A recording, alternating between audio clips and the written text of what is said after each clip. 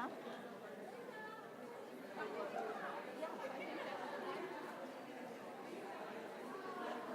I mean, I don't know how we've done it in the past. We've never done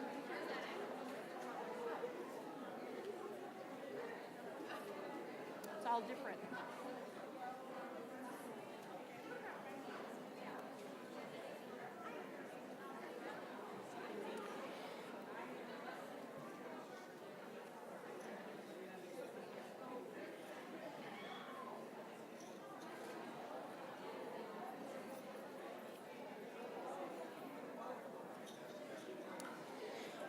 Good afternoon, everybody.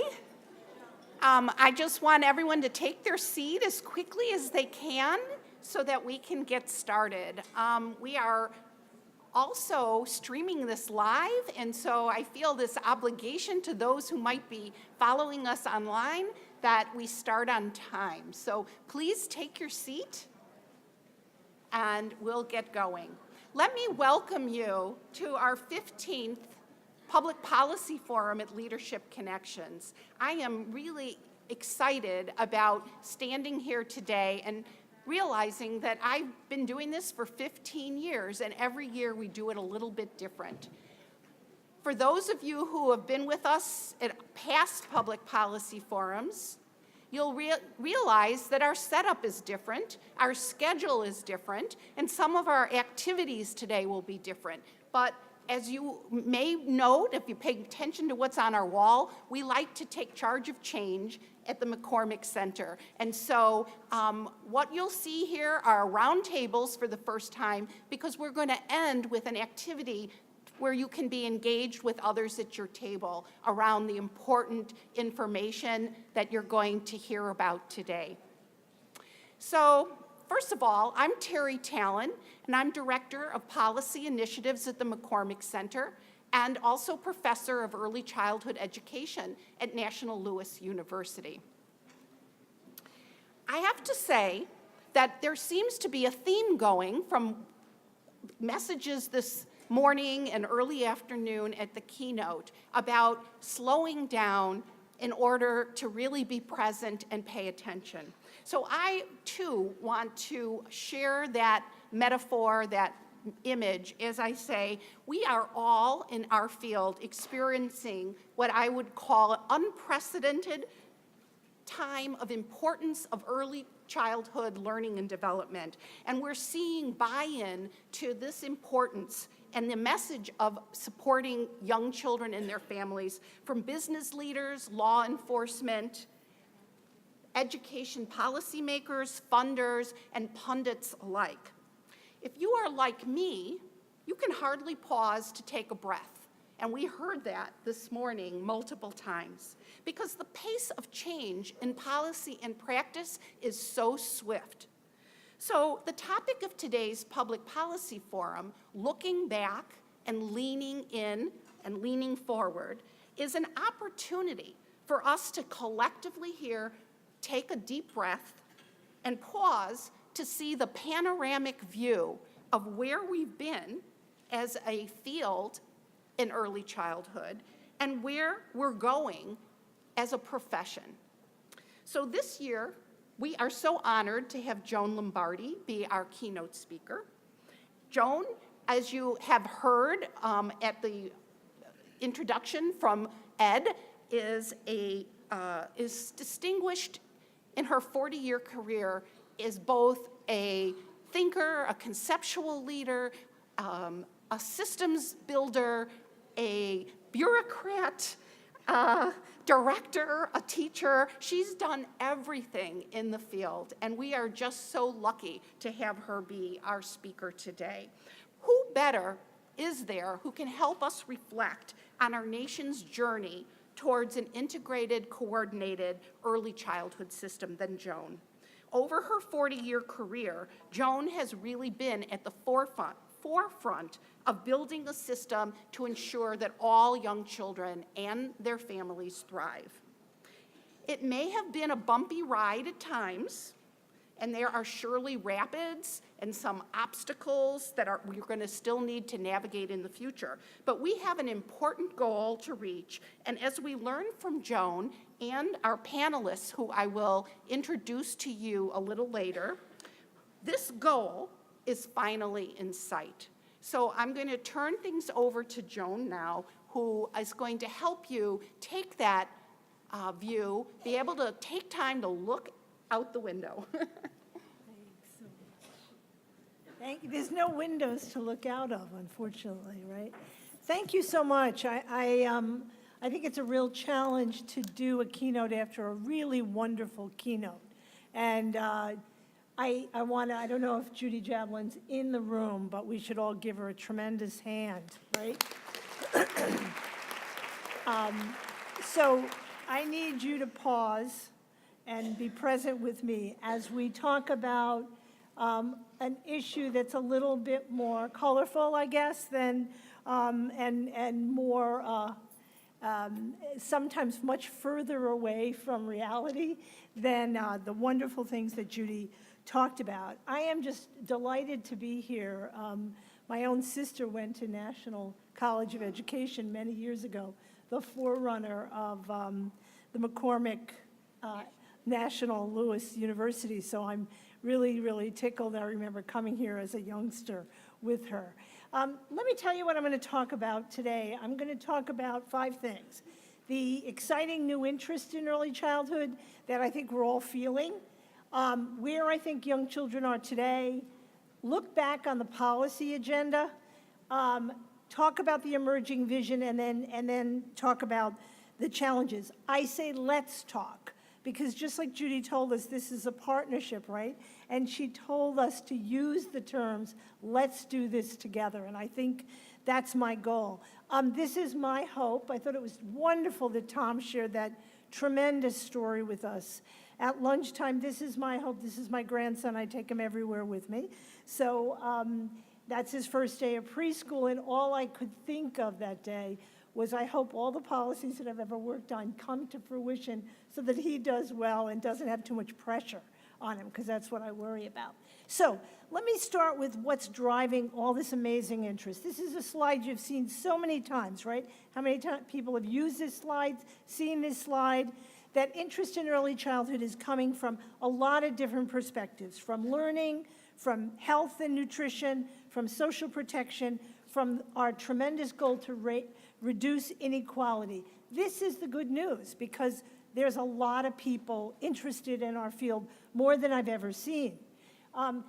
What I think is driving the tremendous interest we're seeing are these set of facts that we all need to have at our fingertips, that early experiences are built into our bodies, that they affect our brain architecture, that experience and biology matters, and that one developmental period builds on another. We should be able to recite that, just as I did, to policymakers when we're talking to them.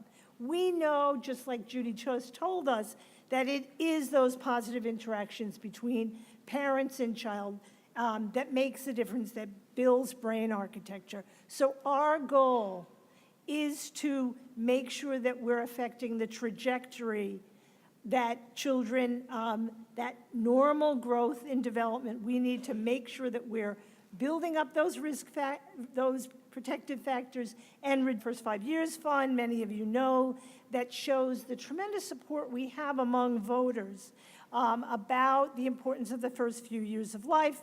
86% believing in the phrase, making sure that our children get a good start in life is a priority. The higher priority was increasing jobs and economic growth, and I would argue those two things are related. So we've got a lot of popular support. What do we know about the status of young children today? We've got about 4 million children born in the United States every year. Every one of us in the room should know how many children are born in our state every year, how many children are born in our counties or our towns every year. If we don't know even how many children are born, how do we advocate for them? So about 4 million are born in the United States every year. About 25%, 1 in 4, living in poverty. About half, a little bit less, living in low-income families. Those statistics are off the charts, even higher than that, if you look at Latino and African-American children. So when we look at national figures, we have to make sure that we're also looking at the disparities by ethnic group. If we look at the percentage of children that are growing up spending some time in out-of-home care, about 61% are in out-of-home care on a regular basis. If I look back on my career, that is the hardest for me to understand is why we haven't had the recognition that people are using childcare. And we're still struggling with that reality. There's still a picture in too many policymakers' heads that children are home when we know the reality, particularly for low-income families. The positive news, I like to share positive news, is that our teenage pregnancy rates have gone down over the most recent years, but this is the news that's the most challenging. The green line is poverty among people my age, 65 and over. The red line is 0 to 17, and the blue line is 18 to 64. So what we see, we see that the trajectory of poverty for the elderly has gone exactly in the right direction. But the trajectory of poverty for very young children has gone in the opposite direction. Why? Because we haven't put in place the kind of social supports that we've put in place, fortunately, for people my age and older. It's the reverse of what science tells you to do. If we look at infants and toddlers living in deep poverty, and low-income families, we know that nearly half the infants and toddlers in the country are living in families with economic hardship. About 25% of them in poverty, about more than 12% in deep poverty.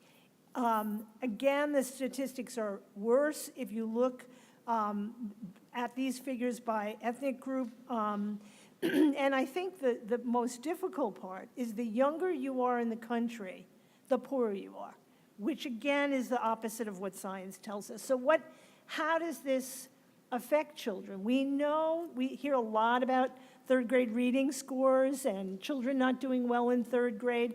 This is a sample of children in the United States at 9 months and 24 months, where the gap is starting to show as early as 9 months and growing at 24 months. And there's a lot of other slides that I could show that shows that continuing disparity.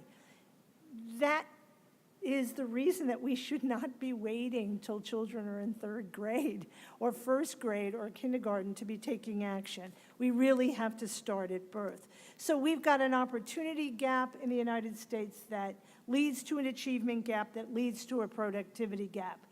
If people care about the economic growth of the country, and you saw in that poll, that's what they were caring, that was at the top of their concerns, they have to be concerned about early childhood.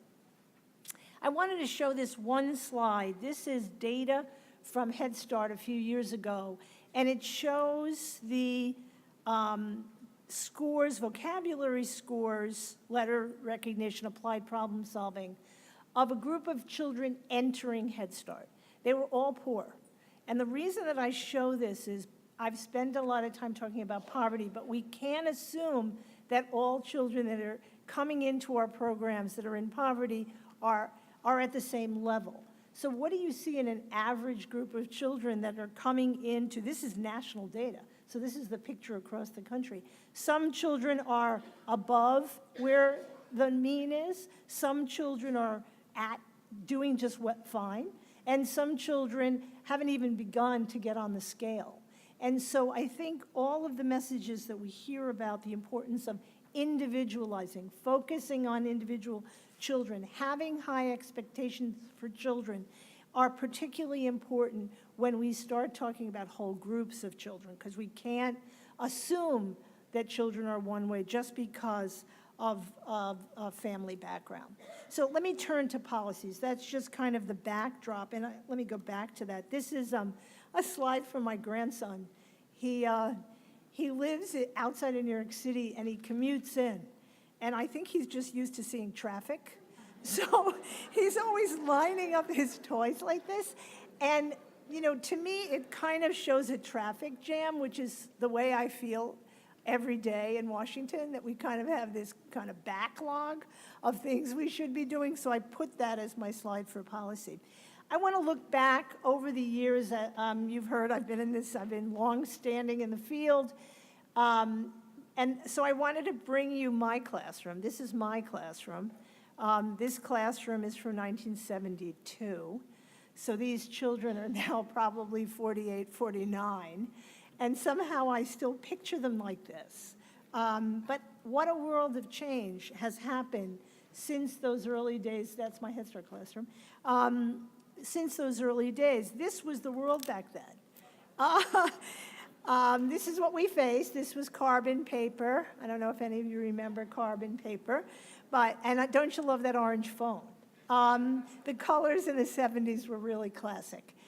So when you think about some of the policies that we have that are still from that period that we can't move forward, it just shows you how much has changed since that time when you think about things like that turquoise typewriter. We have children spending much more time out of home care. We have them further away from their families. So everybody thinks grandmas take care of children, right? I'm 200 miles away from mine. And so the reality is that extended families are farther and further away from each other, that the media is having a tremendous impact on the lives of children. We could spend the whole day, and you could tell me what you're seeing among the children and the impact that media. Go through any airport and watch those babies, look at those screens. It's just quite amazing. Then the increased exposure to violence, not just in the communities, but what they're watching on the news. And the conversations that we're having about violence, and of course, more packaged food, faster paced life, and the list goes on and on. Totally different environment than we had when I was with those kids in that classroom. So what's happened at the federal level? Just a snapshot. I like to think of, we could go much further back than I'm going. I'm starting with 1935 because I figured that's going back further enough. And that was when we passed the Maternal and Child Health Act. When we talk about public policy in early childhood, we sometimes forget to include the public health advances that we've made over the years in child mortality and low birth weight, and we still have a long way to go, but that is part of our history, that health policy. We then moved to the war, and we had child care programs, as many of you know, opening up all over the country to support women going back to work during the war effort because the men were away. So what happened after the war? They closed the programs down because the assumption was that women would go home. And there's only 1 or 2 states where some of those programs are still open. The majority of them were closed down. It wasn't then till Head Start, between 1940 and 1965, not a lot was happening. There were 3 things. This is a 50th anniversary of Head Start. It's a real celebration. I think there were 3 things that were driving the Head Start program, and they're very similar to the conditions that we're facing today. There was a rising interest in civil rights, and we're still there. There was economic difficulties, and we're still there. And there was an increasing interest in early development. J. McVicker Hunt, Benjamin Bloom. So we think we've discovered brain architecture. Those were the same themes that were going on in 1950. We're further along in our policy, but it's the same themes. So what happens? Those mothers went back. They thought those mothers would go back home. They didn't. The increase that we saw in the late 60s and early 70s, the number of women going back to work outside of the home, because I know we all work inside the home also.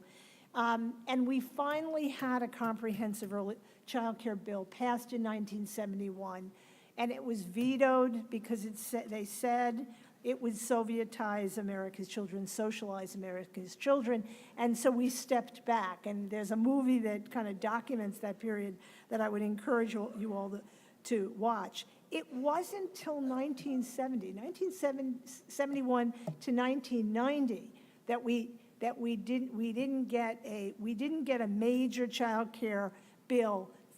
It took almost 20 years to get us to the next step. So, this is every step matters, Judy said. Every step matters in policy. This was a report, I love this child.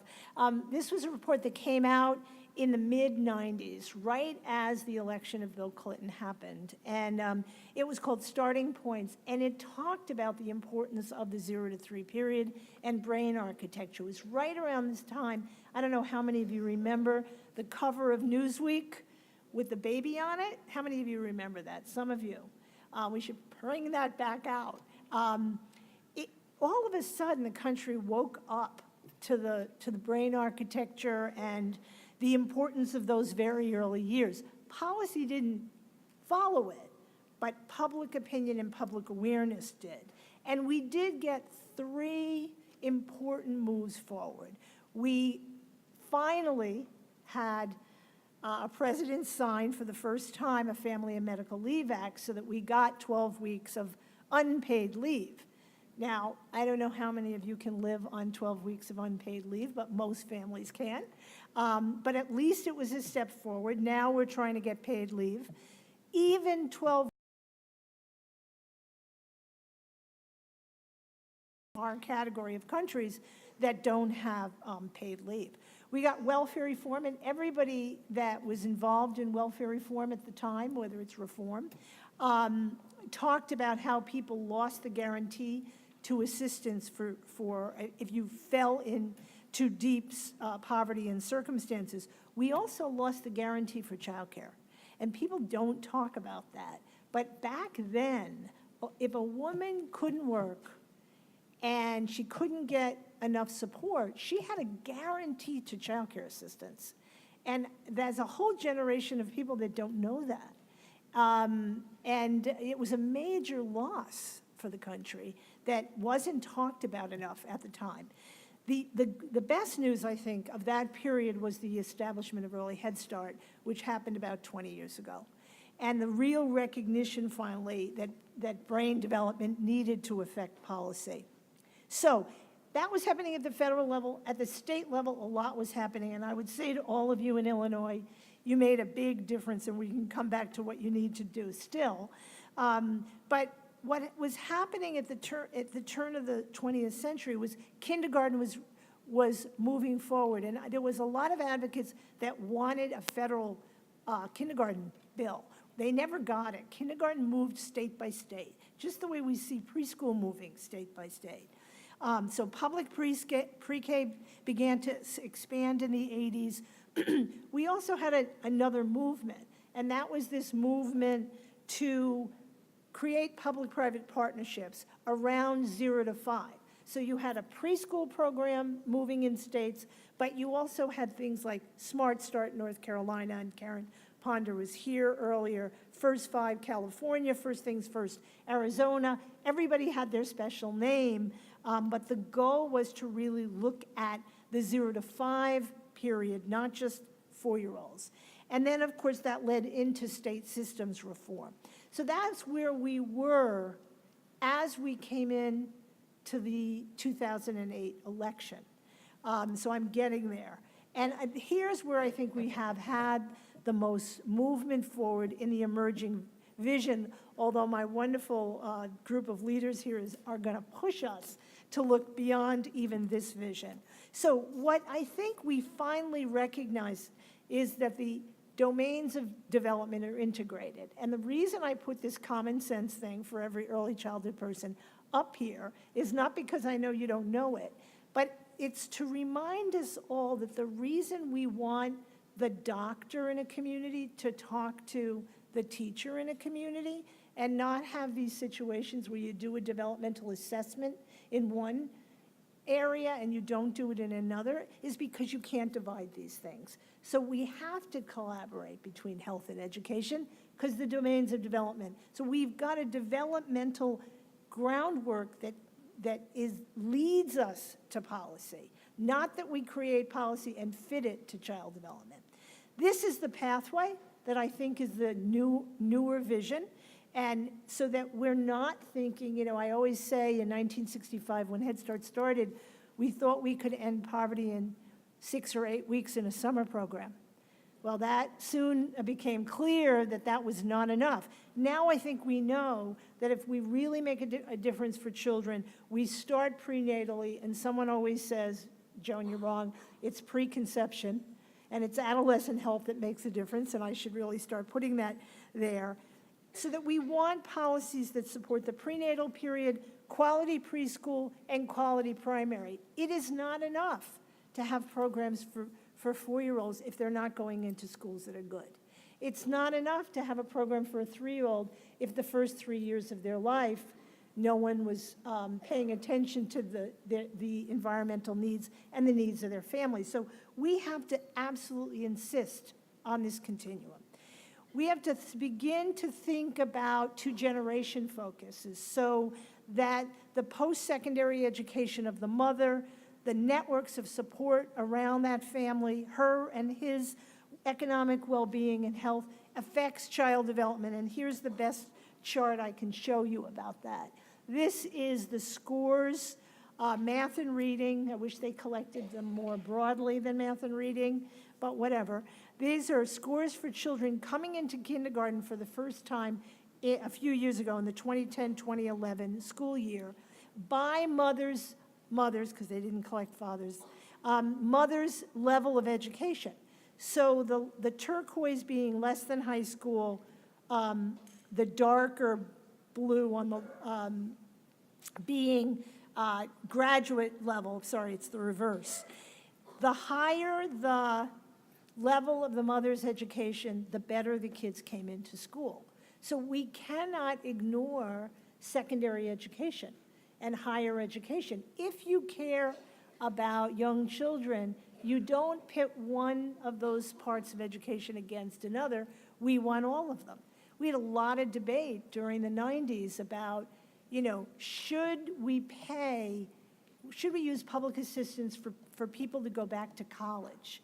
And so all across this country, they stopped allowing women to use their public assistance to support them to go to a community college. You know, the whole goal was go to work. Well, if you really care about young children, you can't separate those things. You've got to be supportive of the mother and the father's education.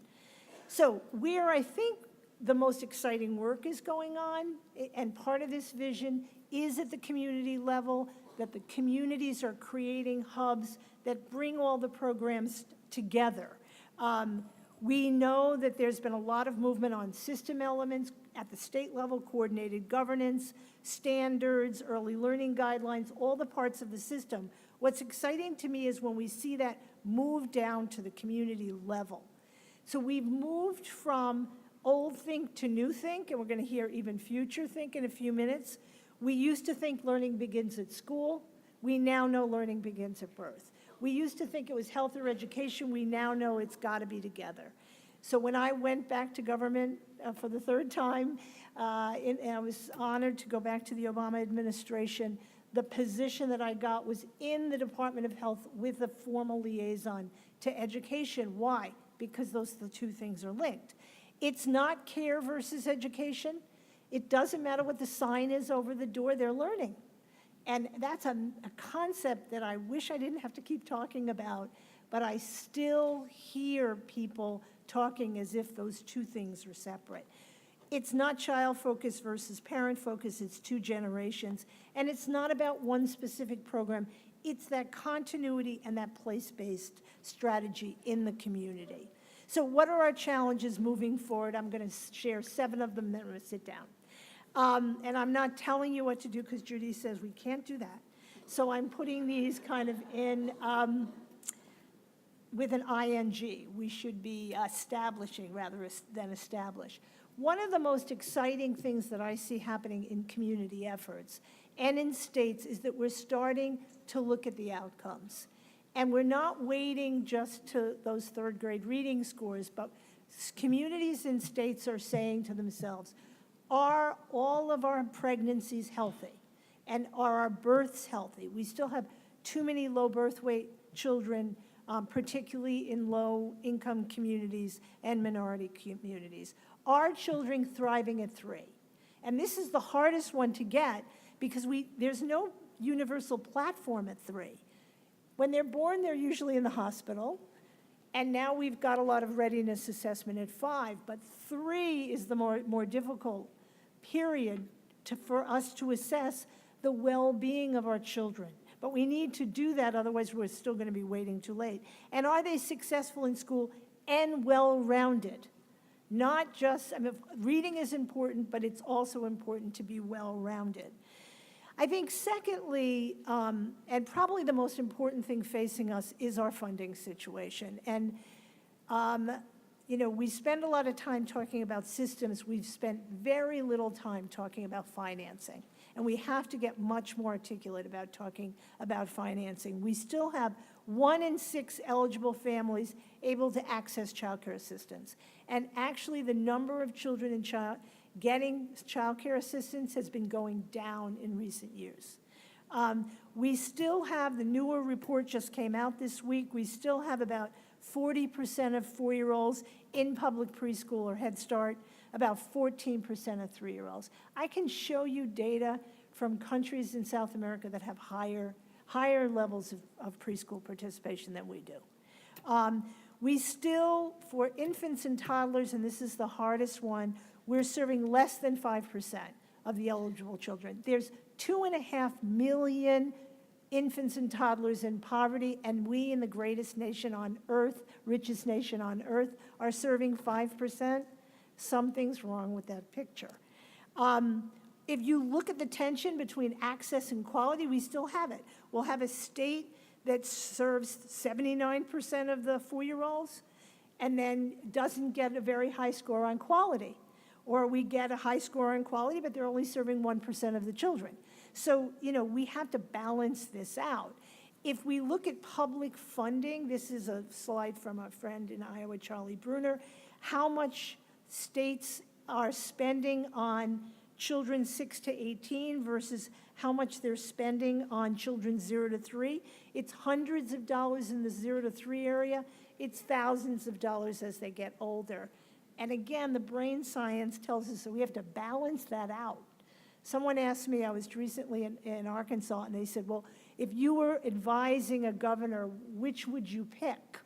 And I'm not going to pick. You know, I said that's Solomon's quandary, to pick which one of your children invest in, but we do have to balance it out a little bit. So, you know, we have had tremendous progress in the last few years through the administrative efforts. We had $5 billion put in the recovery. Unfortunately, a lot of that wasn't sustained. But the good news about that investment was, the message was, when your country is economically in trouble, invest in early childhood. And I think that was an important message. We've had quality improvement plans with Head Start and child care, the new maternal and infant home visiting program. How many of you are involved in home visiting? Great. It's been a major step forward. We're serving 115,000 children. Again, there's 2.5 million children under 3 in poverty. So it's not even scratching the surface, although it's a big step forward. The Early Learning Challenge, which I was lucky enough to be part of, Illinois was a recipient of the Early Learning Challenge, tremendous systems efforts going on around the country. 20 states got that money. The last time I looked, we had 50 states.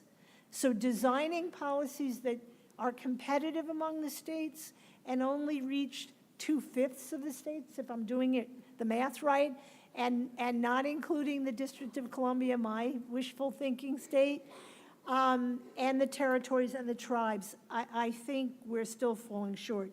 And Promised Neighborhoods, which I think was a move forward. So the picture is half empty, half full. I'm very excited about the early Head Start child care partnerships that are emerging. Any of you involved in the early Head Start child care partnerships? A major step forward to improve the quality of infant care. The preschool development grants. We have had a bipartisan reauthorization of Head Start, and I think you're going to hear more about bipartisanship. And the president has put in, at least propose, some of the most far-reaching policies will ever have. $75 billion for preschool through a tobacco tax. They didn't do it, but it was an amazing proposal and a very bold proposal on improving the quality of infant care. We at least have people talking about this. So here's his statement that I love. This is the day he said, childcare, it's not a nice to have, it's a must to have. And it's one of my very favorite Obama sayings. He said that right after, at the State of the Union and the day after. So financing is directly related to the workforce issues, and I want to spend a few minutes. We've had tremendously rising expectations. When I think of the expectations we have for teachers, we've developed competencies, we've created credentialing systems, we're developing mentors, we're trying to increase the capacity of higher education. Here's what we have not done. And this is the relationship to financing that we all know so well. I'm just going to talk about center-based teachers for a second. And we know there's a lot of teachers that are not in center-based programs. But if we just look at the center, this is new data from the National Survey on Early Care and Education. We've got 1 million teachers out there this morning working with children. 34% of them working with children 0 to 3, 57% working with 3 to 5-year-olds, 9% serving both of them. If we look at their education attainment, 0 to 3, teachers 0 to 3, 19% have BAs compared to 45% for preschool teachers. So who said it's harder? Or who said it's more important teaching one of these groups of children versus the other?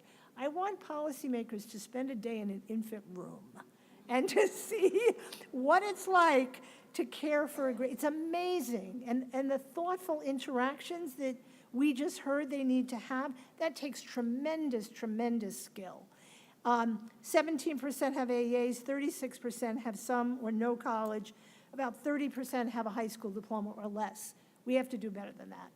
But we have to have higher education systems that are preparing people to work with 0 to 3, not making them go to college so that they can learn how to teach kids that are 8. They have to be tailored to teaching younger children. So we come to the wages. If we look at the median hourly wages of center-based teachers, $9.30 for those teachers 0 to 3, $11.90 for 3 to 5-year-olds. Again, they're almost making $2 more. About $10 an hour for both age groups. This can't stay this way. This can't stay this way. We have to be the voice for this. And I think people have been leery of talking about this.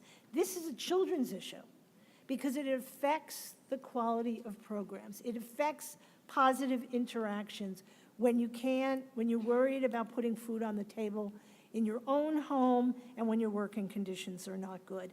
If you have a BA, you make a little more.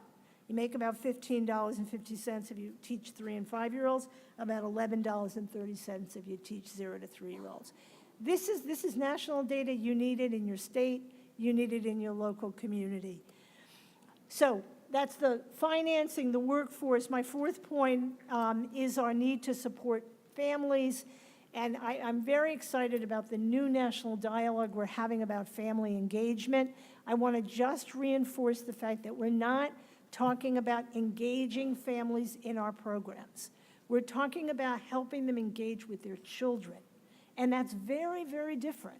And we have to talk more about that. We want those positive interactions between the parent and the child, just like we want those interactions between parents and children and teachers. And to get there, we're not going to try to fill them up with information, which is what I hear too many parenting programs trying to do. We want to create social networks of support for them. We want to think about their economic development. We want to think about the education of their mother. We want to connect them to those community services. Then we can talk about their interactions, or at the same time, talk about their interactions with their children. I know there's a lot of children growing up with what we call single-parent homes, but somewhere out there, it all started with that father, too. And so we've got to go out and find men and grandparents and put them back into children's lives. Let me turn to leadership, which is the whole topic of this conference. This is an animated slide that I can't figure out how to make animated, but because I'm still back in that, turquoise telephone era. But, this is that arc of geese. And what do we know when geese fly? When the lead one gets tired, they go to the back of the line and someone takes their place. That's what these four are up here for, because I'm going to sit down and they're going to take my place. We have to build leadership. We have to we heard about intentionality. We have to intentionally build leadership. And we have to build leadership for a new age. This looks like the round table from the old age, but it was the only picture I could find of a round table. And I think it's really important for us to not have concepts of leadership that have podiums like this and heads of table, but that it's a new age with a new kind of leadership where people learn how to lead from behind and lead sitting next to people, how to stay optimistic. I still feel optimistic despite those terrible statistics. And so I encourage you to be intentional in your leadership. What are new leaders? I asked them what they wanted. I had a wonderful experience where I sat with a group of young leaders, and the number one thing they said to me was, "We need you all from your generation to get out of the way." They did. And I've heard that more than once. I think what they were saying is they want opportunities to talk. They wanted, it was here in Illinois at a Harris Foundation event where people said to me, after I talked to them, they said, "We can't get to the table." And in other communities, I've heard the same thing. We can't get to the table. And some of the most diverse leaders that I've ever met said, "I particularly can't get to the table." So we need to give people opportunities. We need to mentor them. They want encouragement. They want recognition. And we want to recognize, more than anything, the diversity of leaders. I think it's beginning to change, but we've been way too slow. Too many times our leadership does not reflect the backgrounds of the children we're serving and the new demographic in the United States, and we have to switch that picture. This is Global Leaders. I'm particularly proud of this. This is a leadership program from leaders all over the world that I've been happy to be involved with the World Forum.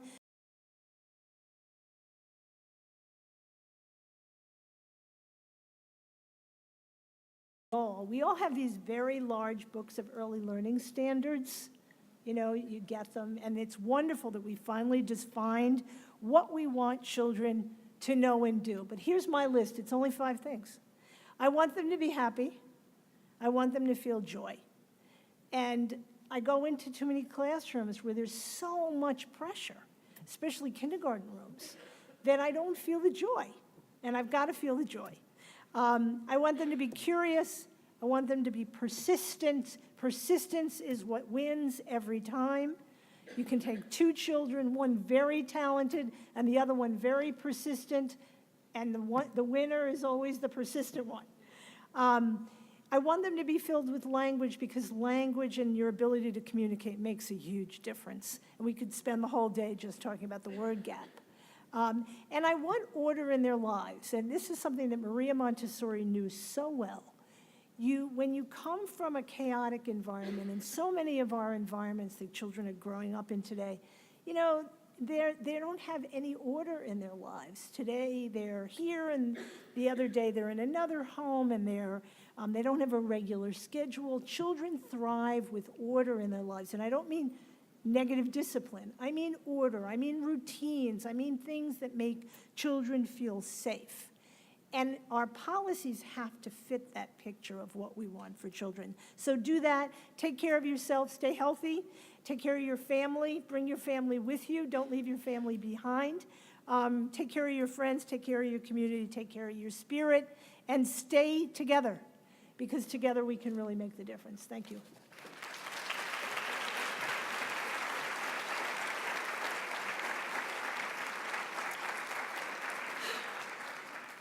That was wonderful, Joan. Thank you. We knew we could count on you to follow a keynote with another brilliant keynote. So thank you.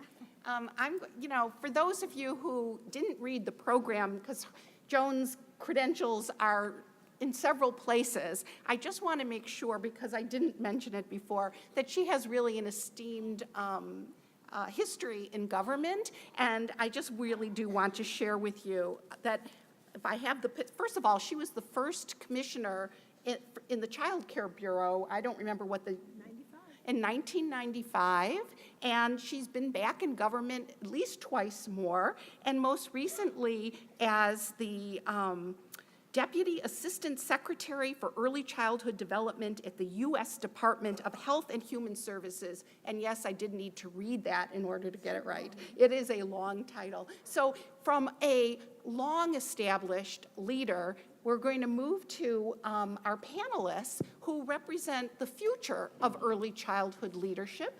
And I am just so happy to have this opportunity to give new leaders voice, as Joan so eloquently said. And let me just tell you a little bit about who, not so much who they are individually, but why these young leaders were selected to be a part of the Public Policy Forum today. We have three folks who come from the Illinois Early Childhood Fellows Program that was created in 2008 by a handful of really prominent funders in Illinois in order to build leadership, to strengthen the field, and really bring in diverse perspectives and people from diverse backgrounds. They all share a passion for early childhood and are really knowledgeable about systems in their local community. They've had 2 years of experience working as interns in policy organizations and advocacy organizations. And then our last panelist, Anita, on the very end, she is from a related program called the Illinois Early Childhood Senior Leader Program. It was an offshoot of the first program, and it is really an opportunity, a professional development opportunity with Erickson Institute in order to develop additional policy expertise for a seasoned leader. So she probably doesn't think of herself quite as an emerging leader, but we included her here because she still is a lot younger than Joan and myself. So I've known Anita, I should say, because she was one of the students in the Taking Charge of Change initiative that I was involved with many years ago. So it's wonderful to have Anita back here on the podium. So let me introduce quickly. Liliana Velasquez is going to be first, and she's an early childhood fellow. She works at the Illinois Action for Children, and her background, she started as a parent organizer with a Head Start program called the Ambassador Program, related to COFI, which is a local group which means community organizing of family issues. She is, what can I say? I think the fact, I'm going to let her talk a little bit about her work, but I just want to point out that she went to the Carol Robertson Center. No, I have the wrong person? Uh-oh, wait a minute. Who went to the Carol? All right, we'll come back to that story later. I will leave that one be. All right. She has worked in Austin, Humboldt Park, and North Lawndale communities, okay? So I turn it over to you first, and then I'll introduce the next panelist. Thank you, Terry, and thank you, Joan, for your presentation. And I especially wanted to thank you for also mentioning race in terms of poverty and economic disparities. I think at Illinois Action for Children, one of the big parts of what I've been learning has been really looking at issues through the lens of both poverty and race, and seeing how both of those factors affect children and families. But I also wanted to hear a little bit more about your thoughts about the hourly wage, because I think that's a big issue that advocates are working on and that Illinois Action for Children is working on. A bit more about what you think are the systemic reasons for it, and what are states doing moving forward, especially given the conversation around raising the minimum wage nationally. Well, I'm glad you raised both of those issues. My sense is that I think it's on. it's not on. Can you hear Joan? Yeah. Can you hear now? Okay. My sense is that it's completely related to the overall financing issue. So it's not that we want a special initiative around wage. We want the overall financing situation to change and then have some special attention to wages, because it's not automatic that wages would necessarily go up. Although I think the most promising development has been preschool dollars into community-based childcare programs, because the wages go up. The difficulty is then the infant toddler teachers' wages don't go up. And as a matter of fact, it could affect them negatively. So, I think we need a lot more discussion of wages, and we have to be much bolder in talking about them. Nurses have become, middle income jobs over the course of history, and we need to make the jobs that we know they're good jobs, but they're not paying enough either on the elder care side or on the early care side. Okay, so next I'm going to introduce Edna Navarro-Vidora, right? And she's also an Illinois Early Childhood Fellow at Illinois Action for Children, where she's built on her expertise in community organizing. She's had direct classroom experience, dual language education, and special education. She coordinates the Early Childhood Innovation Zone in Pilsen and Little Village neighborhoods using a community systems development approach. Edna believes that communities that engage residents in building a place they really want to live are imperative to the well-being of children and the families. She's an activist in her own local community of Portage Park, is that correct? Okay, where she founded a local park initiative where she was instrumental in raising $1.3 million for capital improvements in her local Chicago Park district. So clearly she brought a lot of advocacy skills with her. So Edna? Thank you so much. So what resonated with me is sort of the timeline of the early childhood development, research, investment that has happened, because it really coincides with my own personal experience of being an undergrad, of being a practitioner, both in community-based and public school system, as a consumer, as a mother of 4 children, ages 5 to 22, and as an emerging leader, and sort of where the next energy is going to around systems building. As a fellow at Illinois Action for Children, I've had the honor of learning alongside state leaders, both from health, from early childhood, from social services, how to try to develop and strengthen the local collaborations to feed up to our state and federal government. And so I think my question is, there's sort of a tension. There's a tension between the federal funding opportunities and our local state budget realities, particularly in Illinois, which also then affects the pipeline of leaders, community leaders and professional development opportunities, sort of that time luxury to continue to build their capacity to do this work. And so if there's any reference to states who have experienced similar tensions, if you will, and sort of what are those, because I like to be optimistic and see that there's actually opportunities in that chaos. And so sort of what are those opportunities that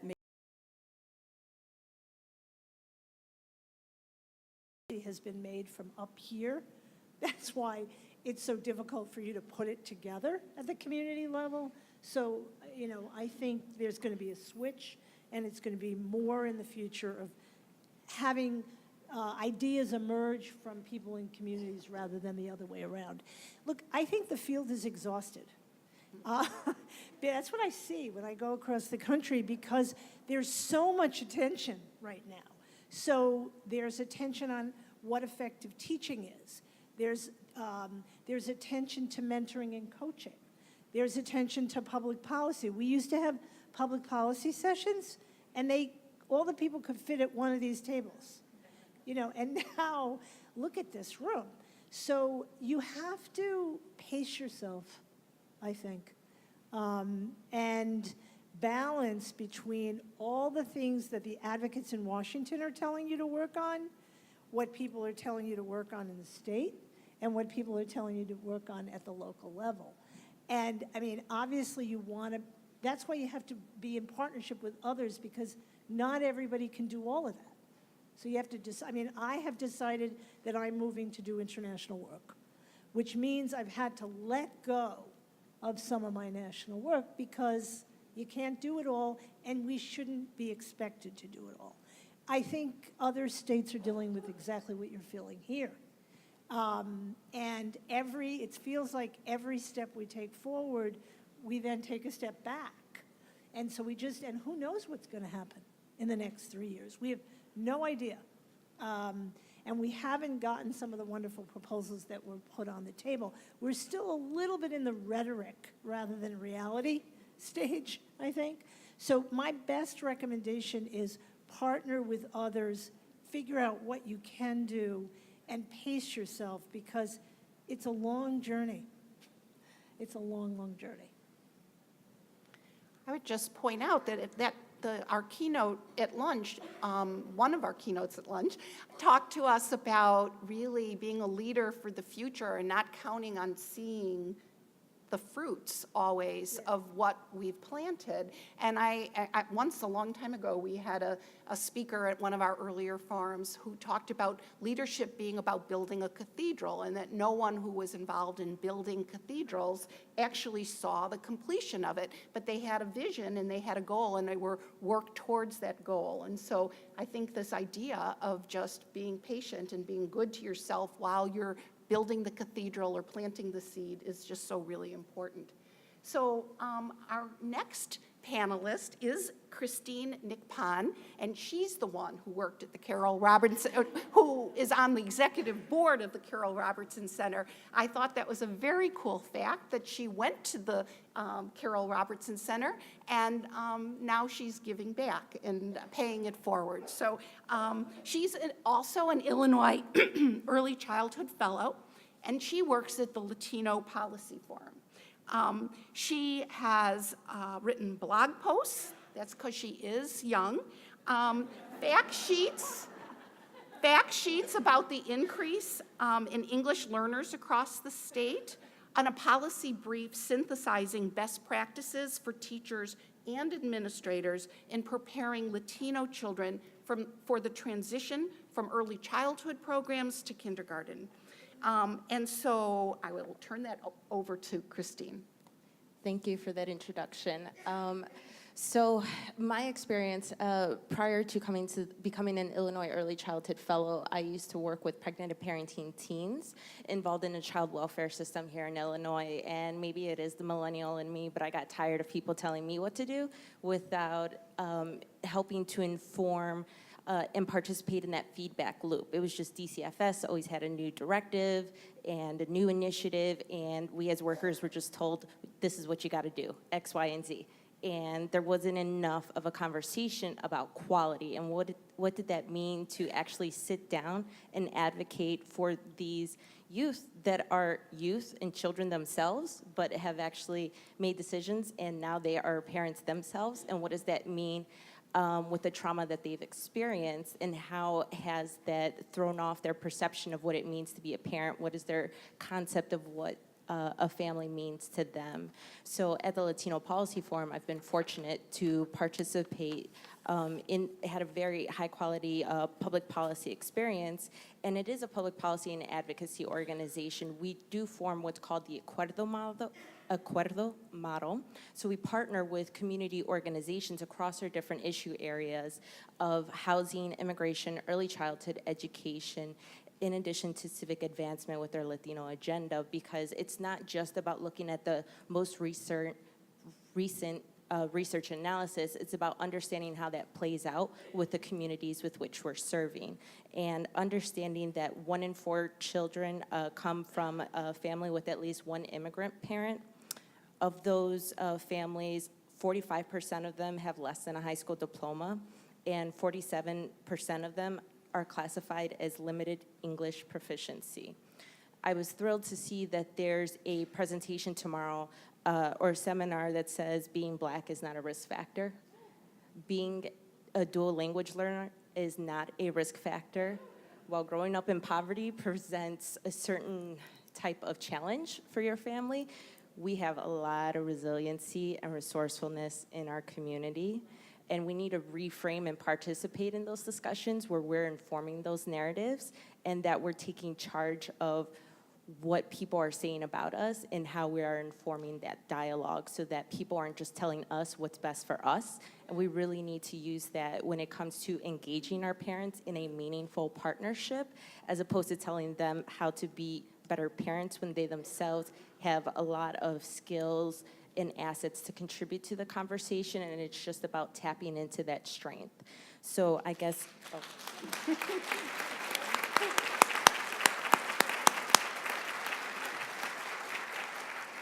So my opening question for Joan would be, how do we institutionalize policies that prioritize equity in early childhood?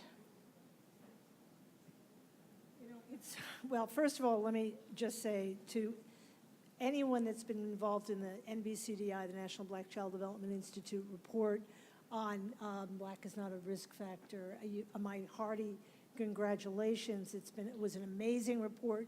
Now there are state reports, and I think you can't make that point enough. It's the reason I bring that slide of Head Start children at different ability levels, because we can't assume things about children. So I wanted to underscore your point about that, and very happy to hear that you worked on with teenagers, because teenage pregnancy prevention has not been part of the early childhood discussion, and we need to bring that discussion more centrally into our discussion. And it's all about empowerment, right? I mean, that's why we see young births. It's about empowerment. So, you know, I think the equity issue is really hard. We've got people who don't want to say the word poverty. We have people that don't want to recognize that what's been happening in communities that ends up on our television every night is happening in many, many, many more communities than people will admit.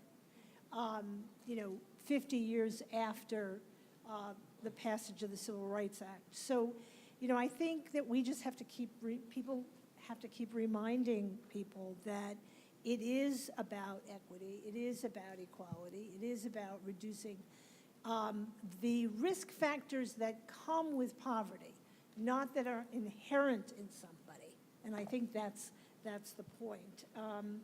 It's, I think, going to be your generation that continues to do that. And I don't even want a cathedral, but I'd like a decent house for people, you know? Yeah. So thank you for your leadership. And our last panelist is Anita Harvey-Dixon, who's an Educare Implementation Advisor for the Educare Learning Network at the Ounce of Prevention. She participated in the inaugural cohort of the Illinois Early Childhood Senior Leaders Program and has over 20 years of experience in the field. Her experiences vary from being a classroom teacher in Head Start to a high school English teacher and working with adult learners. For several years, Anita worked in the television industry and for public television. She also has the distinction of having 2 master's degrees, one in literature and one in child development with a focus on administration and infants and toddlers. So last but not least, Anita. Good afternoon, everyone. Thank you for introducing me as an early and emerging leader. I kind of guess maybe I'm the middle-aged leader as I get ready to send my son off to college. I want to say thank you, Joan. It was wonderful listening to you and the keynote and to Tom Finch. And it just seems to be a theme throughout the opening sessions. And I kind of want to harbor on that theme just for a little bit. I actually want to kind of piggyback on a statement or a cliche or statement that Judy made earlier, and she talked about finding the sliver in our work. And I think as individuals in the field of early childhood, and as professionals in the field of early childhood, and as leaders in the field of early childhood, we have to look for that sliver. And we've had some good stuff happen to us this year. We've had unprecedented bipartisan support, and that's what I kind of wanted to talk about. It's so exciting to see our policies around early Head Start child care partnerships, which are bringing into the fold both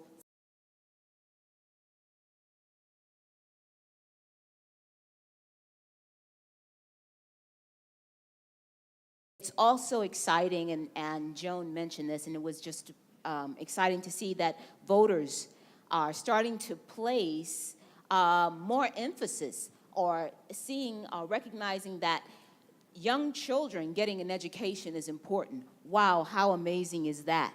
We're no longer the babysitters, everybody. You know, exactly. That's another sliver. And then, of course, recognizing how many children are receiving out-of-home care. We've got all kind of care out there. We've got kith and kin care, for those of us who remember that type of care. And we also have early Head Start, we have center-based and so forth. But to recognize that the impact and how many children are outside receiving this type of care is something that's also exciting. And then we have the increase in funding. As I said, we have the Early Head Start Child Care Partnership. Joan showed us the $5 billion that, yeah, it was promised. We might not have gotten it all, but at least they're talking about it. There's another sliver to be excited about. And these slivers, where are they coming from? They're coming from the fact that we're learning to tell our own story. And I think that's another nice sliver. We, as a community of early childhood professionals, are learning to tap into our science. We're not necessarily shying away from, you know the dirty word, assessments. We're learning that there's power in our data, and that was shown in Joan's presentation. We're learning to tell our story. We're learning to verify our stories. We're learning to ratify our stories.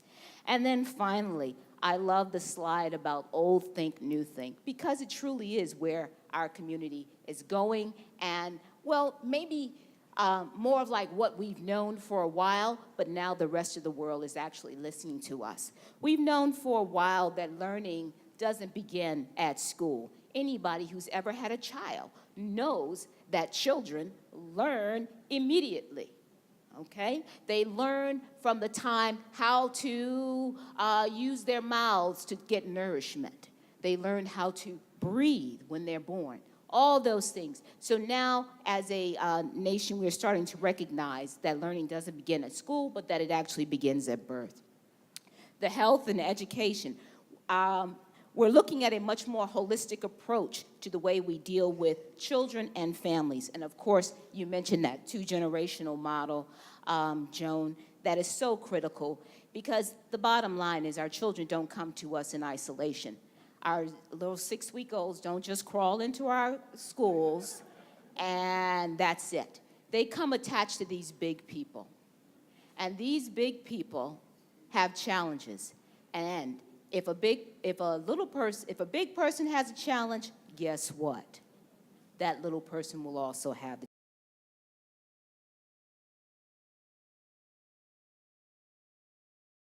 professionals, as early childhood leaders, motivated. How do we continue to tell our story?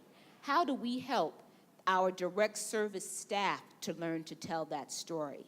Because what is moving our profession are those stories. How do we help the teacher aide to understand that what she does in that room makes a difference? Or that family support specialist who's challenged by a eligibility question. How do we get them to bring those types of issues to the right audiences? I wish I had the answers. Well, so much of what you said was just pure wisdom. When Ed introduced me before, he talked about the first book I ever wrote was Speaking Out, Early Childhood Advocacy. It's now called Advocates in Action. So they changed the title when it was reprinted and revised. But at the time, I really, really worried that I was going to be too out there by saying speaking out. Really. Because the field was not used to using that term. Now, I think the world has changed tremendously since then. I kept thinking maybe I should say speaking up, or, because we weren't used to being nurturers and being advocates in the same body. And so I think that's changed a lot. And I think this newer generation is much more kind of out there and not as afraid to speak what they really believe. And that's exciting. So that keeps me going. I think if you can't have a support group that helps you through all this, I mean, there are certain people in my generation that I could name that are the people that I call and say, when we lost the Early Childhood Challenge Fund the first time, and I put my head down on my computer and just sobbed, like, who did I call? I mean, I certainly leaned on my family, but I leaned on my colleagues. And, I think this generation is learning to share the microphone better and sit at those round tables. I remember a story where I met this advocate, and she said she was really mad because a friend of hers got to be on radio instead of her about an early childhood issue. And I thought, oh, dear. There's something wrong with that picture. Because it didn't matter who was at the microphone. It mattered what they were saying and what impact they had. And it matters if the same kind of person is always the one. That matters. That does matter. But I think it's that support. That's why I always end with these hearts connected. And I want you to use that slide because I think it is that support that keeps you going. I also want to just go back to one thing you said. We're in the raging midst of an immigration discussion. We have to build linkages between the immigration serving agencies and the. So there's a lot to say here. Great. I'm just going to say thank you to our panelists, and thank you.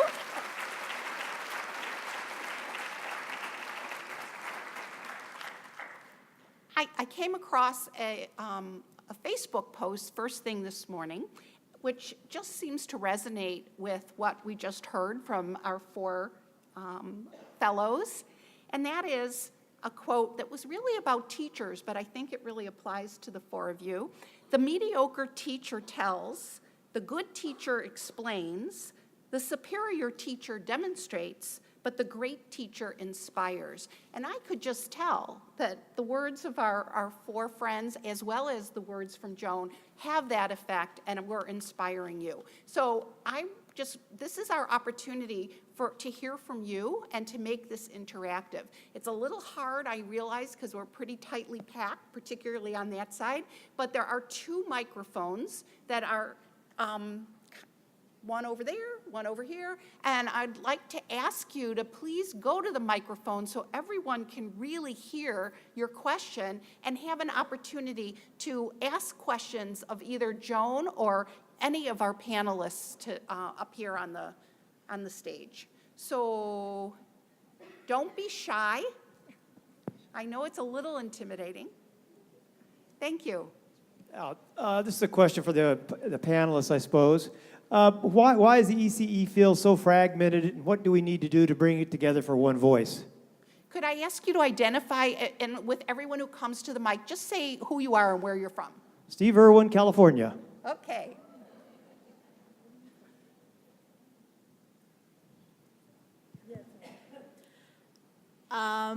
So I'm going to raise the voice of what I've heard in the community.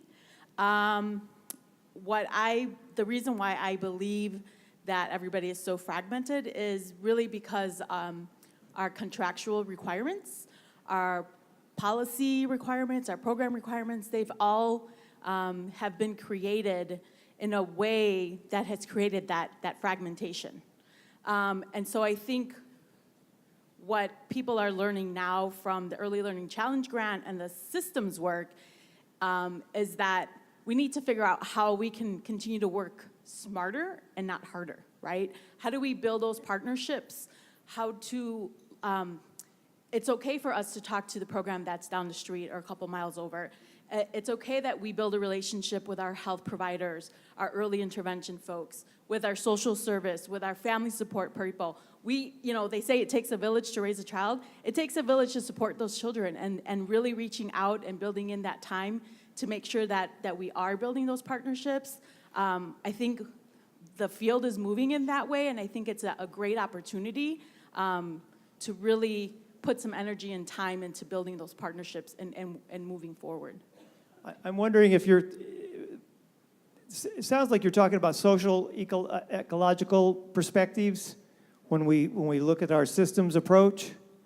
Is that something that resonates? I know that we're seeing more of that. The health organizations look at that perspective. Is there something along those perspectives that we can consider?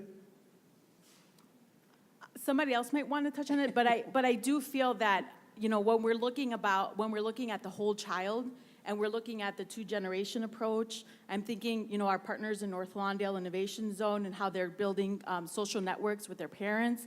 I'm thinking about our community leaders in Pilsen and Little Village and how they're, as community leaders, are building those partnerships with other non-early childhood sectors. It is really taking sort of that social aspect, building on data, research, and then looking at where the field is going to really leverage that opportunity to be able to be given permission, if you will, to continue to move in that fashion.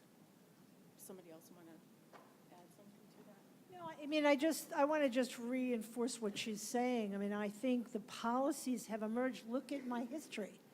You had child care policies over here for working mothers, working families, and then you had education policies over here in the same hearing room. I remember a day where they were fighting child care standards in the same committee that was asking us to raise standards in Head Start. And I knew it was the same children. And so, we really have been inheritors of a very, a kind of culture clash across the goals of our programs. We can't even agree sometimes on the language of our field. Do we call ourselves caregivers? Are we providers? Are we teachers? So it's been a real struggle, I think. And this systems approach, I think, is helping. From the community up, again, I keep reinforcing that. Federal money in the field has primarily come from the federal and state level. Education money comes in a different direction. And so I think the systems approach will help. I believe we have another question. Hi, I'm Janice Martin. I'm an owner, director of 3 facilities in the Riverdale area. My comment or question, per se, is in reference to the salaries and the increases that was brought up as far as the income for our teachers. And mine would not just be the teachers, but the families too, and how can we help? Because what I'm seeing in my facilities, in regards to my teachers and our clients, is when they get these increases, they're being removed from programs. Or some teachers are being removed there, where they may be getting link cards, $600 a month. It's dropped to $200 a month. We're doing some things, but we're not educating them enough on how, when you get this bigger salary, you had to budget a different way now because you're going to lose benefits. So I do feel that everyone's entitled to a living wage, but we're not preparing them for the shock that's going to come when you get that bigger check for $100. You're going to pay, now you have to pay us $800 a month. So, and teachers are losing. And so we, as owners and providers, we are trying to help the families, and we're discounting tuition to allow them to have the child come. But what are we doing as a nation or as a state or as organizations to prepare these families? Because that's the reality. You're going to get a bigger paycheck, and I think it's coming, but you're going to lose so much more on the other side. So any comments to those.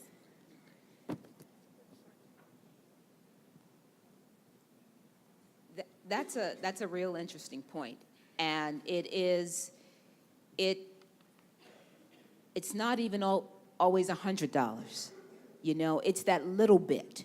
It's that, I mean, how many times have we had clients that might work a little overtime for 2 or 3 weeks, and then they'll lose their eligibility because they've just gone over by like $25. I think as programs and individuals who work with families, if we take that two-generational approach, two-generational approach means engaging in conversation with parents, and engaging in conversation, not telling them. The parent education approach, we know that preaching to parents doesn't work, but actually sitting down and opening that dialogue with your staff, opening that dialogue or that discussion with your families. Okay, we're here. You're here right now. This is where you're going tomorrow. What are we going to do? How are we going to prepare? It's being intentional about our conversations and being honest about them, being candid about them. We don't like to talk about money. We tend to be hesitant to want to get into each other's pockets. But I think you need to. As you said, Ms. Martin, you got to let your staff know you got that little raise. Now what are you going to do? And I think that's the only way we're going to be able to do this. I'm not sure that there's we can come up with a project or something to tell people how to budget, because people are going to do it.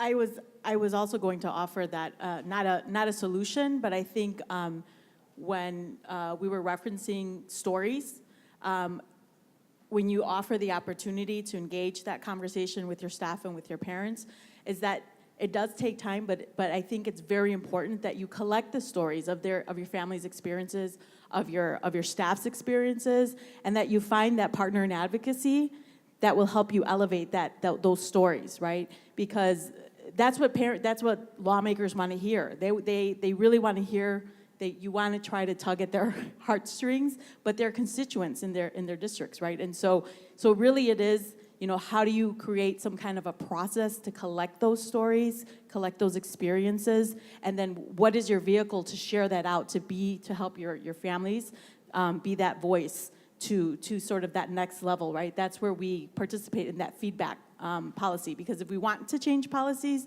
we need to create the story. That is such a good point. I think that it's really important to not be afraid to raise your voice and speak out on behalf of staff, on behalf of compensation, on workforce life, because we're much more comfortable speaking out on behalf of families, on behalf of children, but we're not as comfortable advocating for the workforce, and so I think that's our next growing edge. Yes. Barb Arnold Tangestal, and I'm a university professor. I've taught in California, North Dakota, and now Wisconsin. Hashtag student debt, going to college, higher education with poor quality programs that don't get reimbursed to make them higher quality. Where do we go? We saw the stats. Joan put them up there. More education. You're going to have better quality teachers, family raise their income, but we can't do it on this kind of salary. So student debt and higher ed. That's my... Some response there. And I just want to agree with what Joan had mentioned earlier, that I think when we see an overall increased investment in early childhood education and childcare, I think that's the following conversation that we need to have, is how do we increase wages for folks that are doing this work? And how do we really, as a society, value this work, I think is a big part of it. Yeah, I'm struck with putting those two comments together, the two speakers. I remember meeting a mother who said she had to turn down her raise because she was going to lose her benefits that were worth more than a raise. And I thought, well, that's not where we really wanted the women's empowerment movement to go. So it's the wrong direction. We have a little break in that, in childcare now, the new bipartisan law does have continuity of care as an element, so that if you don't have to renew your eligibility every 3 months, which has been a real barrier. So, I think there's been a little bit of movement, but at the last those two speakers really have raised why it's so important to talk about this financing issue, because we're just not going, and we need to talk about it for the families and the workforce at the same time. And we need to have an alliance between the teachers and the families, because they're both losing out. Their co-payments are going up, they lose their benefits. There's one pie, and the pieces fit together.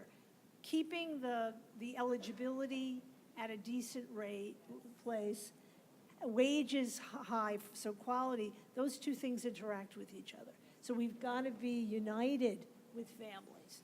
Head Start has moved forward because families were with them. And I think that's an important message. Yes.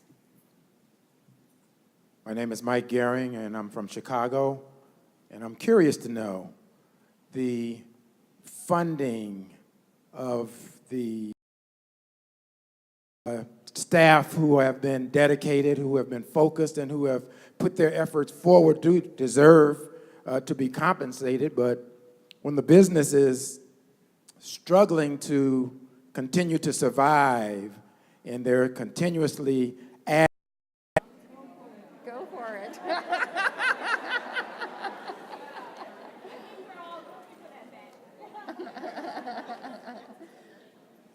That's a tricky question.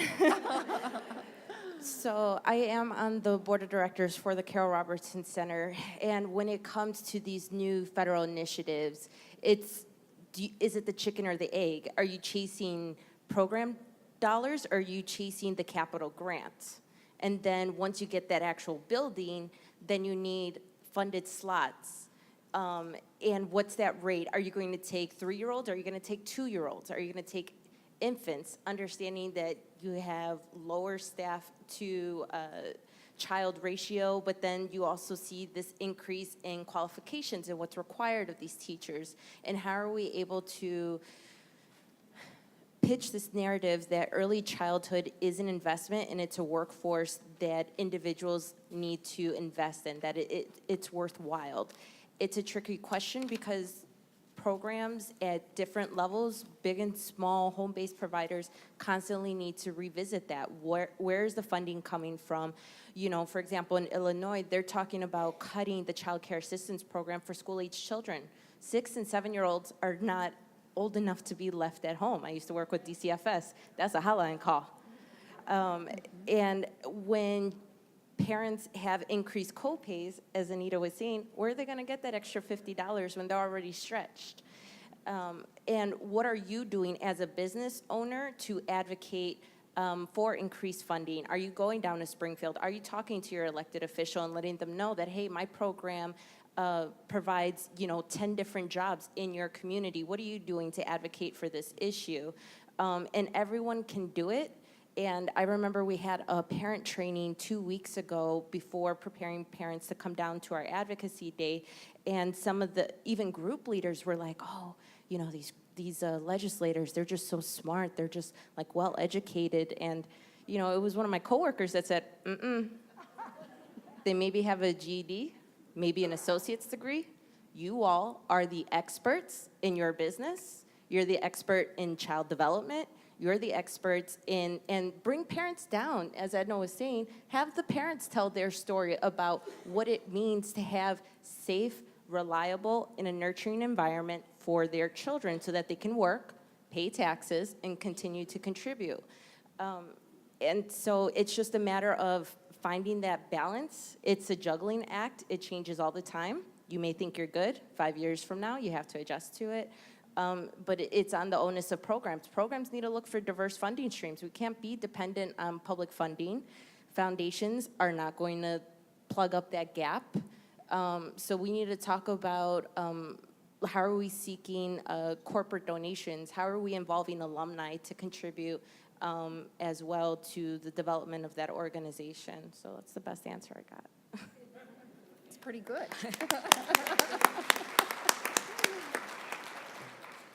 I don't think there is a magic bullet. I think it's going to be, as my colleague just shared, it's really going to be a piecemeal plan. I think as we start to move more toward the 0 to 5 and eventually K through 12 alignment, that's going to bring a whole nother set of issues and challenges, especially for those who are private owners in this field. I think it is, as my colleague said, we've got to be creative and innovative in our approaches and our of seeking revenue and funding streams and sustainability. So we're going to take one last question over here, and then we're going to engage in an activity at our table. So, oh, do we have 2 people who want to ask questions? I think we can fit you in. Okay. We had a magic bullet, but we didn't shoot it. We had an election, and only 28% of the people came out and voted. State, the first thing to do something for the children and families of Illinois. We have a governor right now who has no family, what do they call it? Family, they always talk about, yeah, family values. He does not value families. All you have to do, actions speak louder than words. I hope the next time there's an election, people will come out and vote in favor of their best interest, in the interest of their children. Rauner and all of those people are working for their children. They don't care anything about ours. Well, I want to thank you for reminding everyone of the important role you all play in getting out the vote. We represent lots of voters. Children don't vote, but their parents can, their staff can, and we can take a really big step forward if we got involved in making sure that not only do they go vote, but that they know what issues have to do with early care and education and early learning and family support and better health and development for young children. So I'm going to give you the next call. Hi, my name is Annie Yarberry, and I'm a family child care provider. Yes. And my question, I guess it could be a concern, two-part, that 90% of my children that I provide care for families is low working. And my concern is that the past couple of months, the crisis, the current budget crisis that we're in, we didn't receive payments for like 2 months from the state of Illinois. Having that big chunk, just cut away from the budget for 2 months and still trying to provide care for the families that I serve, what support systems do you have, I guess, available at family child care providers disposable that we would be able to go out and tap into other resources to henceforward? Because when they continuously say quality and we, miss payments for 2 consecutive months, that's a lot. And it really, caused kind of a whirlwind, and for us as providers to kind of confer with each other and figure out, well, okay, what do we do other than closing the doors or folding up the books and saying, I can't do it anymore, because here we have these families out here that really do rely on us.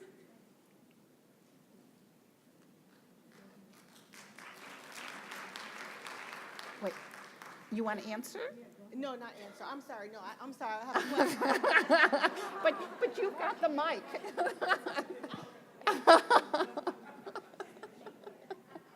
Again, I don't have a solution. I wish that we did. But I can say, coming from where I'm coming from, that we really understand your concerns, we understand your problems, we understand your issues. That's why we try to organize and advocate on your behalf, on your family's behalf. I think, continuing to open your doors when you can't make your payments. I mean, that really says a lot of our field, right? Because we really are the extended family. And so I think, when my colleague was referencing about how do we talk about budgeting, we talk about our families' budgets, we talk about their pocketbooks. As business owners, we have to try to figure out where we can, cut a little bit here just in case for a rainy day, right? I think we have a lot of organizations within the state that can help and support you in trying to have those conversations when there's small grants, that are offered for family child care providers, trying to get those, get on top of those and do what you can to build up the little bit of fluff that you can in your budget when those opportunities happen, because we really don't know what the future holds, right? And so take advantage of those opportunities when they come up. Talk to your other, colleagues, find out how they're sort of diversifying their budgets, because we won't know until we ask other folks, right? And how we are trying to connect our families to resources as providers, as teachers, as leaders, we have to also connect with our coworkers to figure out where we can, continue to take advantage of those opportunities.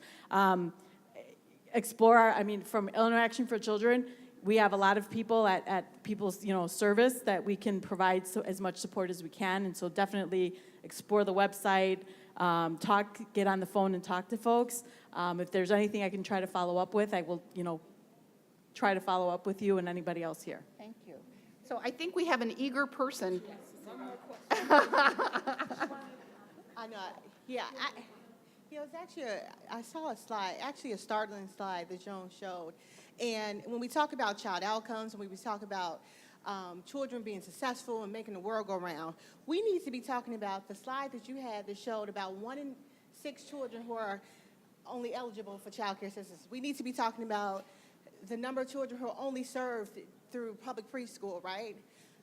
These are the children who are high-hanging fruit. These are the families who are high-hanging fruit. How do we get to them? And this is where access, the word access, comes in.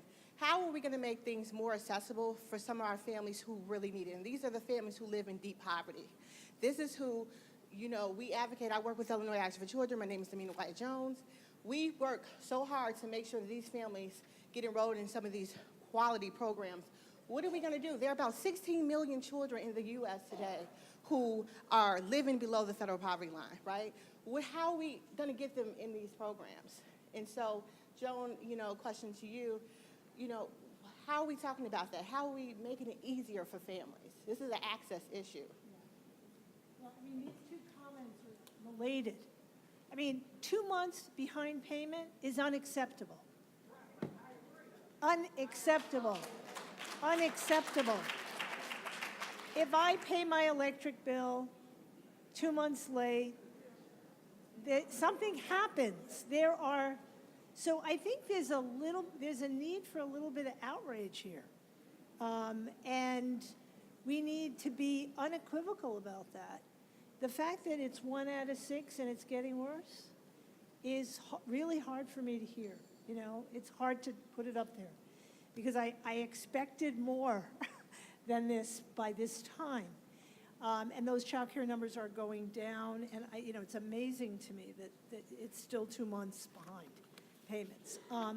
So I think we have to, again, this sounds kind of Pollyanna-ish, but we have to enlist our families in this fight. For a long time, the child care advocates were doing this by themselves. It's not about, it's about us together. And I really do think that's why Head Start's been so successful over the years at holding back some of the worst things that could have happened was because the parents and the teachers worked together. So that, that's one of my pleas. We have a lot of new champions in the field. I'm really thrilled that we have business people and we have, a lot of new champions, but quite frankly, that's not the reason that we get quiet.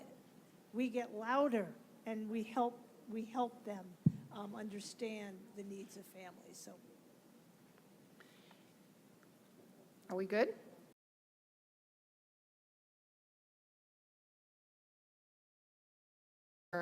Solutions. And how do we really talk about revenue as a state? How do we look at a long-term solution so that programs and families aren't continually in this situation time and time again? I think this isn't the first time we've seen the situation as a state, and I do think that we really need to talk about what can we do that's in the interest of families and children and providers. Yes, I think we really need to create new revenue streams that's a long-term sustainable solution. So not just revenue that's a one-time solution, but something that could really be seen as a long-term solution.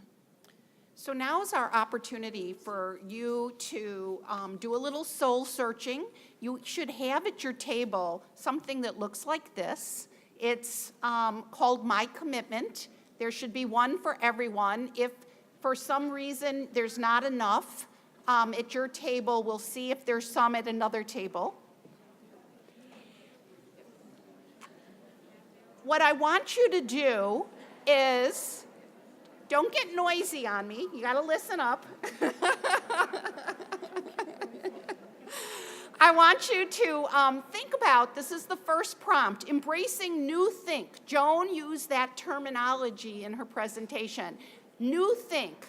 So embracing a new think approach, I am going to change how I. So the first step is for you to think about what are you going to change? What are you going to do different? How are you going to change your attitudes? Who are you going to network with in order to be a part of a solution for New Think? And then the second is moving forward. I commit to the following action to promote young children's success. So I want you to fill this out for yourself and then talk with your neighbor, or if you're a table like up in front with 3, by all means talk together and really discuss this and make a commitment to action, because you've heard it from our advocacy leaders up here on the table, all 5 of them, that this is really what it's going to take. It's going to take all of us in order to move things forward to our future goal. So if you don't have a form, raise your hand and we'll try to figure out how to distribute forms to where they're needed. They don't have them. Okay. So take the next 10 minutes to do this activity.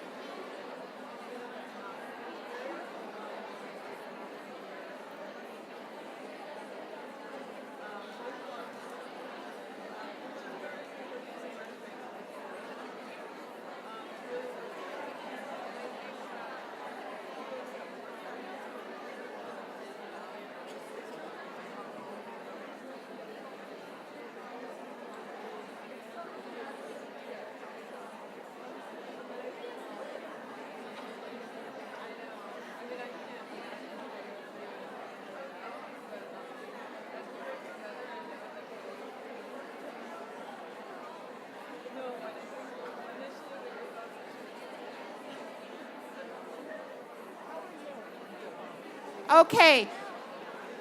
Please, shh. When you're done, please, if you're willing, leave the duplicate copy on the table, but take the front copy with you to remind you and nudge you towards this action step. If you have the ability and you're willing to leave it, we'd love to see what actions you've got planned and what new things